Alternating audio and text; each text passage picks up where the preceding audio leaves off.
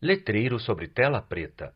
Este projeto foi realizado com o apoio do Programa de Ação Cultural PROAC, da Secretaria de Cultura, Economia e Indústria Criativas do Governo do Estado de São Paulo. Oi, gente, tudo bem? Eu sou a Duda Crespa, vou fazer minha audiodescrição para vocês. Eu sou uma pessoa preta, de pele escura, tô com um vestido branco de alcinhas, tenho 2 brincos de búzios e tô com o meu cabelo crespo bem armado aqui hoje. A entrevista acontece em ambiente externo. Ao fundo, fotos penduradas impressas em tecido balançam ao vento. É noite. E quero compartilhar um pouquinho com vocês sobre algumas estratégias de emancipação a partir da perspectiva do afrofuturismo. Eu sou produtora cultural, modelo, educadora, DJ e algumas outras coisinhas. E gostaria de compartilhar com vocês hoje alguns pensamentos dentro da produção de eventos a partir da perspectiva afrofuturista. Primeiro, vamos entender o que é o afrofuturismo, né? Nos últimos anos, o afrofuturismo ficou bem famoso, né? Essa linguagem artística, cultural, ancestral ficou bem famosa, bem mais famosa a partir de alguns músicos e pintores e também do filme do Pantera Negra, né? Quem não viu o filme do Pantera Negra estava sem internet, provavelmente, nesses últimos anos. Então, mas hoje eu quero trazer um pouquinho, um passo anterior ao Pantera Negra. Bom, o que é o afrofuturismo, então? Essa corrente de linguagem, de pensamento e ações, né, é um conjunto de ações que se propõe a pensar o futuro a partir da perspectiva afro-referenciada, ou seja, de uma perspectiva a partir do continente africano e não apenas uma reprodução de um pensamento hegemônico e eurocêntrico. É sempre importante lembrar que a África é um continente, então tem diversos países e diversas culturas dentro desse continente. E para nós aqui, o que é para nós, Brasil, né, pessoas que estamos nesse território de diáspora, é importante pensar que a gente teve e continua tendo uma influência muito grande do continente africano como um todo, mas principalmente de algumas etnias que foram de pessoas que vieram para o Brasil, né, pessoas que foram escravizadas e trouxeram parte dessa cultura para nós. Então, quero listar aqui algumas ações que eu acredito que são ações de afrofuturo, né? É importante pensar que o afrofuturo ele está englobado dentro de... Ele está trazendo uma perspectiva de futuro, mas com base num histórico social, econômico, né, de que já aconteceu. Isso quer dizer o quê? Então, temos uma história, basicamente, dentro do continente africano. Essa história é trazida para nós, e a partir desse passado, a gente constrói um futuro com base em ações afro-referenciadas. Então, algumas ações que eu acredito que são afrofuturísticas, né? Então, a capoeira, o jongo, o candomblé, o samba, as cotas étnico-raciais e também, atualmente, eu acredito que as cotas trans também são uma perspectiva de afrofuturo, né? Porque traz a perspectiva de inclusão de pessoas de diversos gêneros, inclusive trans, dentro do guarda-chuva, né, do que é você ser uma pessoa não cisgênera, e a partir disso traz essa inclusão também dessas pessoas em todos os ambientes acadêmicos, como também de concursos e também trabalhos, né? É importante pensar que quando a gente está falando de futuro, quando a gente assiste o filme do Pantera Negra, né, a gente vê aquela tecnologia e tal, e pensa que aquilo fica meio lúdico, né, na nossa cabeça, porque você não vai, enfim, ter aquela arma específica que tem naquele filme, mas pensando na nossa realidade, eu acredito que as armas que o Afrofuturo quer trazer para a gente são essas ações de afirmação, né? Então, pessoas em situação de vulnerabilidade conseguir alcançar um outro nível social em que ela não esteja necessariamente em uma situação de vulnerabilidade, né? Que ela consiga fazer a transição de não só de carreira, né, mas de vida mesmo, e a partir disso ter a possibilidade de construir um futuro diferente daquele que estaria dado diante de uma perspectiva hegemônica, eurocêntrica e cisgênera. Então, pensando nisso, candomblé, a capoeira e o jongo são culturas pretas, né? São culturas pretas periféricas que estão no Brasil desde muito tempo, mas que ainda hoje estão espalhando a sua linguagem, né? Cada um dentro da sua perspectiva ali, mas estão espalhando o seu ensinamento, o seu dizer, e principalmente reforçando, né, que são culturas principalmente pretas.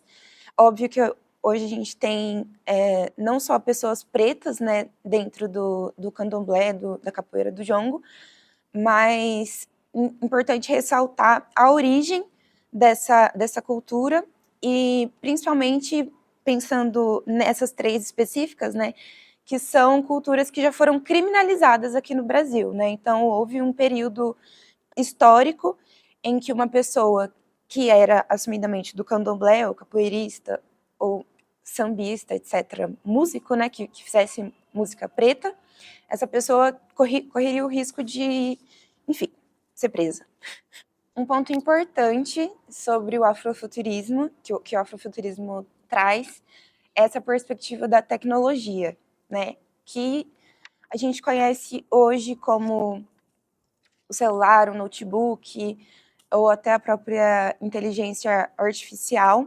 E aí, dentro do Afrofuturo, a gente usa essa tecnologia, que pode ser, sim, do computador e do celular e etc., mas para outros propósitos, né? Então, vou citar um exemplo. O GPS, né, que a gente usa, que tem em todos os celulares e etc. e tal, ele é uma tecnologia que foi inventada por uma mulher preta, né, dentro do contexto de exército e tal. E essa tecnologia hoje, ela foi disseminada, né, ela não está restrita apenas ao uso de armas de fogo, mas ela serve, enfim, para nós no nosso dia a dia, para usarmos no nosso dia a dia. Então, essa tecnologia foi criada essa tecnologia e ela foi ampliada, né? Pensando nesse contexto, o Afrofuturo busca usar o avanço tecnológico em prol da população mais vulnerável, né? E aí aqui é importante fazer um ponto que quando eu falo população vulnerável, não necessariamente é apenas a população preta, né? Óbvio que no Brasil somos maioria dentro do território nacional, né?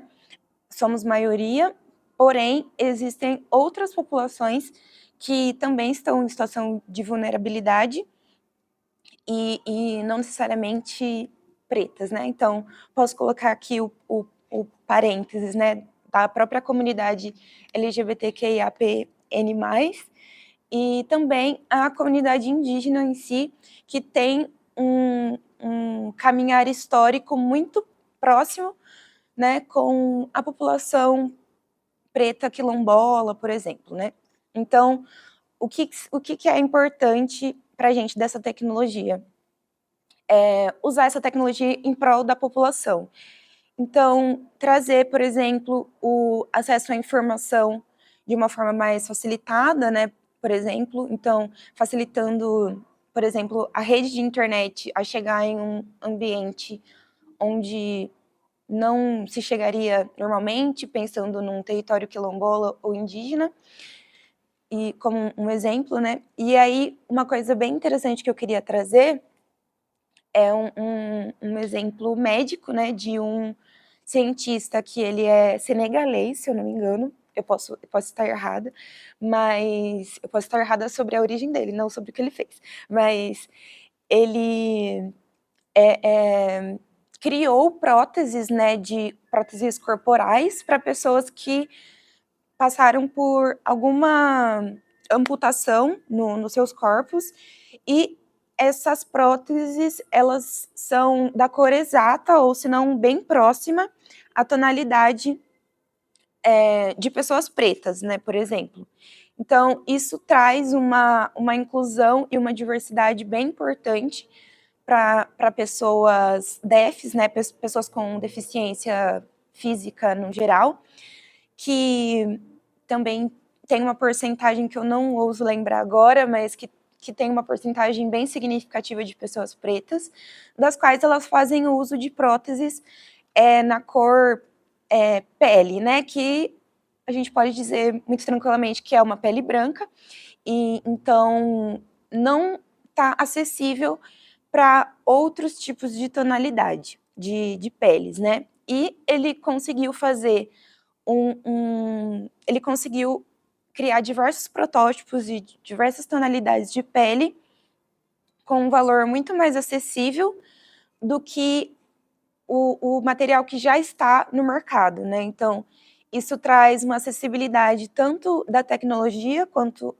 no valor financeiro, né? Porque outras pessoas de renda mais baixa podem ter acesso a um produto de uma qualidade muito melhor e que literalmente foi feito para essa pessoa, né? Então, é importante a gente pensar assim em um celular que tira uma foto legal, mas é muito importante saber que pessoas DEFs conseguem ter uma prótese na sua tonalidade específica e não pagar um valor exorbitante por isso, assim.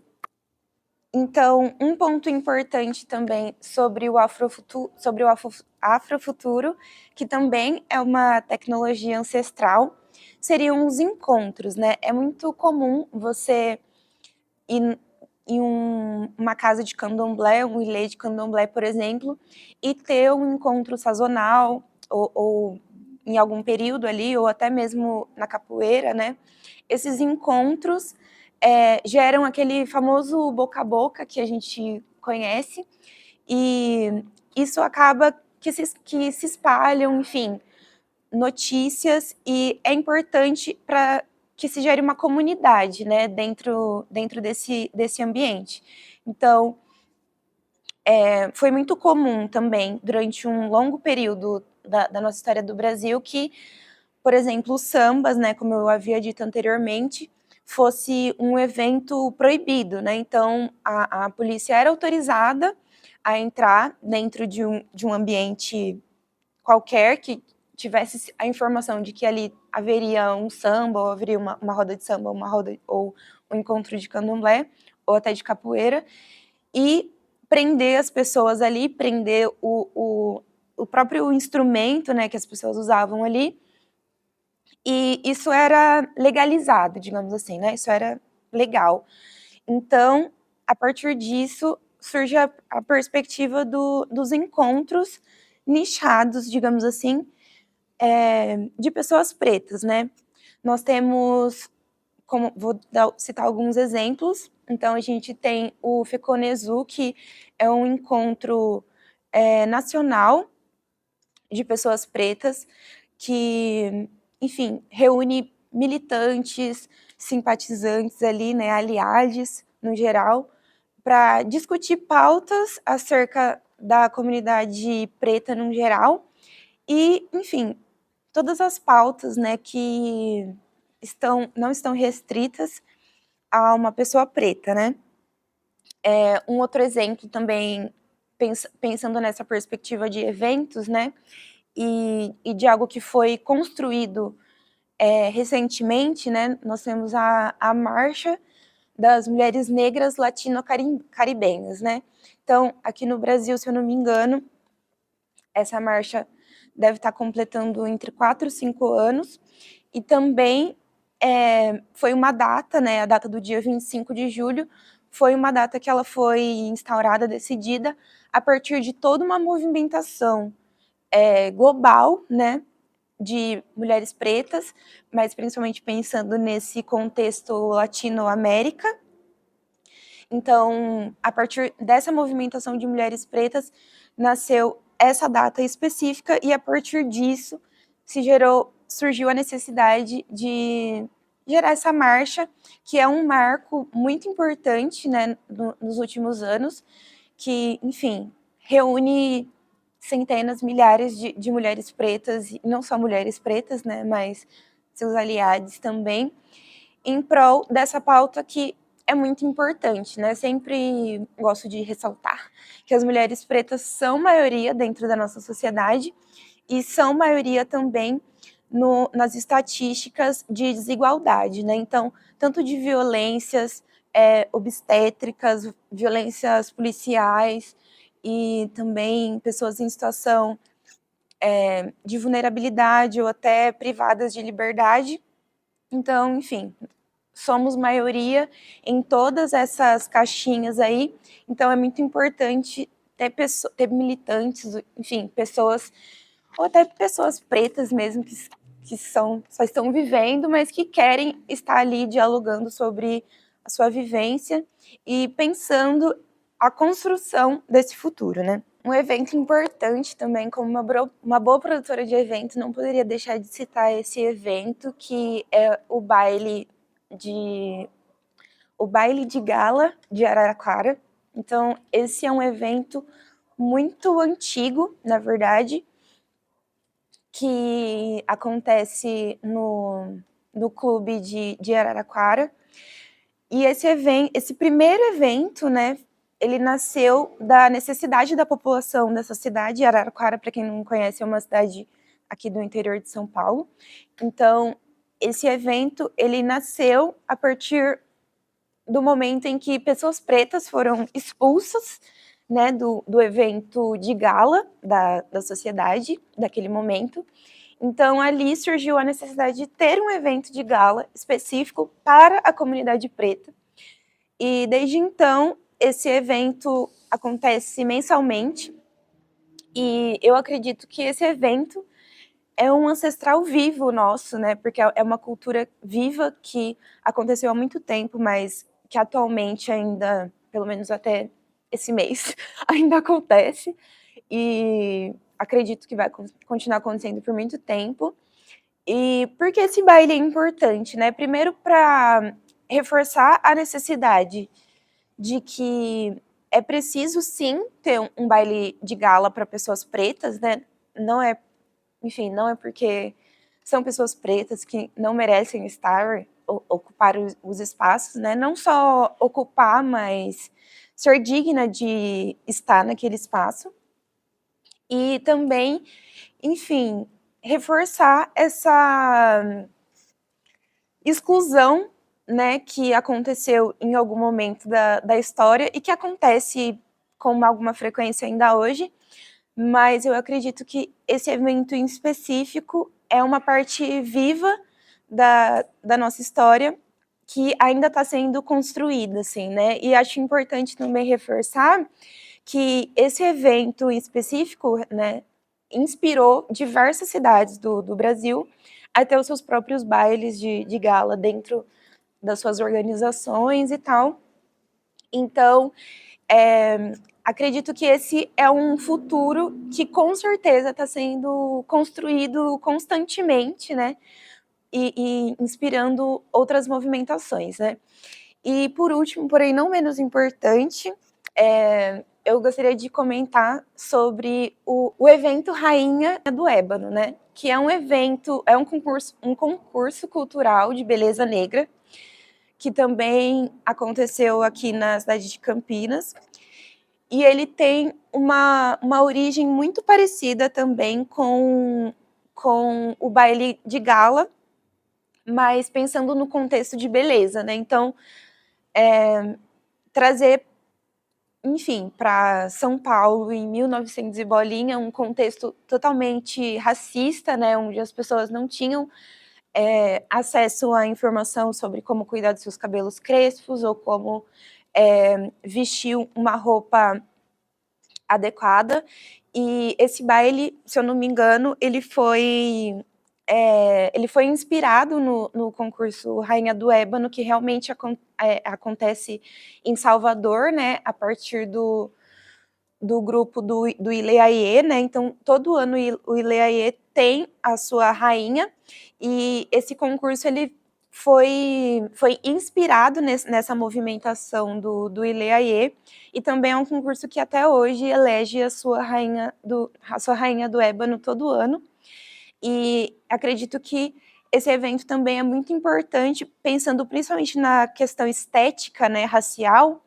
É muito importante que, enfim, pessoas pretas se vejam nesse lugar de beleza, de construção de beleza, e não só dessa beleza Fashion Week, né, que a gente tem, que é uma beleza muito magra, muito branca, muito fina e etc. Então, no concurso de rainha, o que você está avaliando ali não é só a beleza física da pessoa, né, mas é se ela sabe dançar bem, se ela consegue se comunicar, se ela, enfim, tem um carisma, né, diferente que, enfim, apenas pessoas pretas têm nesse lugar de beleza. Então, eu acredito que é uma construção também, uma reconstrução, desconstrução, reconstrução, né, desse estereótipo de beleza, trazendo para essa perspectiva muito mais ancestral. Então, acredito que, acho que é isso, esses eram alguns exemplos que eu queria trazer para vocês aqui, para a gente pensar essas estratégias a partir dessa perspectiva afro-referenciada. E é importante dizer que muitas coisas que existem hoje foram pensadas, baseadas, refletidas em alguma movimentação que já aconteceu no passado, e isso não necessariamente nos tira a responsabilidade de construir um futuro diferente, né? Então, acho que justamente o contrário, nos instiga e nos dá novas possibilidades de construir um novo afrofuturo mais inclusivo e diverso. Acho que é isso. Muito obrigada.